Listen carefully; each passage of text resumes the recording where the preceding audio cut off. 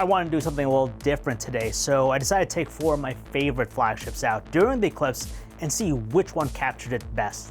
It's almost time for the solar eclipse. The last time I did this was back in 2017 with the solar eclipse then. Today is a good day because it's pretty sunny out. Very few clouds. Have my solar filter here. I'm gonna test out some phones, see how they do with the solar eclipse. All right, starting, and I have the OnePlus 12, so here we go. Galaxy S24 Ultra does have a Pro mode. That's important. Auto is a little bit tougher just because sometimes it messes around with the ISO settings, shutter speed, so I'm gonna go with full manual whenever I can. Have the iPhone 15 Pro, not quite as long as that 5x zoom with the 15 Pro Max, but I'll see what I can get. Pixel 8 Pro, my favorite camera phone right now with that 5x optical zoom. See how that goes. And just for fun, why not? The Galaxy S23 Ultra, last year's flagship, with that 10x optical zoom. So it's almost at its peak here. I'm not gonna get full 100% totality. I think I'm about 98%. So I'm gonna try this last set, see what I could get. Wow, it's so cloudy. Super cloudy. With the totality hit and the cloud cover rolling in, I'll get some final shots before getting the photos onto my computer to see how the phones did. First up, let's take a look at the iPhone 15 Pro. Despite having a shorter zoom lens than its sibling, the iPhone 15 Pro is every bit a contender in our best camera phones guide. Its main 48 megapixel camera in particular did nicely to capture the silver sunlight peeking through the clouds when it was at 80% totality from my estimation, but it was sorely lacking everywhere else. What I did find most problematic shooting the eclipse with the iPhone 15 Pro is that it lacks a manual mode, resulting in longer exposures nearly every time. Even when I kept it still with a tripod and a phone holder, the iPhone 15 Pro didn't get me any better results. In fact, the solar eclipse shots with its 12 megapixel 3x zoom camera became noisy and filled with artifacts. In nearly every zoom shot, the iPhone 15 Pro was capturing them with a 1/115 shutter speed, resulting in the sun being more overexposed than I'd like it to be. Next, the Galaxy S24 Ultra impressively delivered some of the sharpest photos I captured.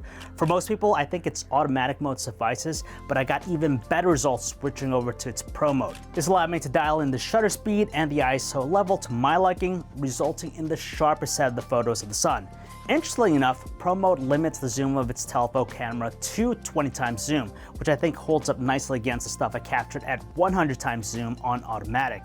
That's because I can't genuinely believe it's pulling in details that the other cameras are simply not getting, like the single sunspot near the middle of the sun. I find it tough to believe that its 50 megapixel 5x optical zoom camera and sensor can draw out that detail, so I suspect there's a bit of help going on in the background.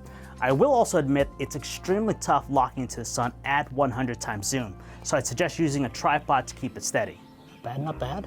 My favorite camera phone, the Pixel 8 Pro, did a surprisingly good job in the shootout. Definitely better than the iPhone 15 Pro, but not good enough to overcome the Galaxy S24 Ultra. On one hand, its manual controls came in handy to tweak the shutter speed just enough for me to keep the ISO level relatively low.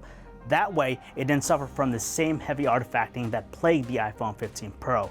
The only strange thing about using the manual controls on the Pixel 8 Pro was that sometimes the exposure of the scene through the display appeared brighter than what actually came out. Therefore, I had to compensate for this by shooting at a lower shutter speed, but at least the stabilization kept things steady. This gave me one of my favorite shots of the solar eclipse when the clouds covered the sun with the silhouette of a plane passing nearby. And finally, there's the OnePlus 12. I'll admit, I was most surprised by this underdog because it's a perfect example of how manual controls make all the difference with shooting the solar eclipse. I also want to point out that much like the iPhone 15 Pro, its telephoto camera features 3x optical zoom, but it produced much better results because of those manual controls.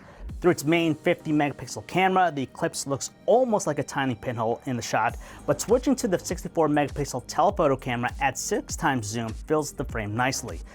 In some of the photos with the sun slightly overexposed, they're the result from capturing them in automatic. In contrast, the more toned down images come from using manual controls. And similar to the S24 Ultra, I was able to get extremely close shots of the Eclipse, complete with a fuzzier looking sunspot than what I got with Samsung's flagship. Technically, I can get up to 120 times zoom on automatic, but it's nearly impossible to get the Eclipse centered without a tripod. Before I end the solar eclipse shootout, I want to share additional photos I captured with the S23 Ultra. Why include last year's flagship?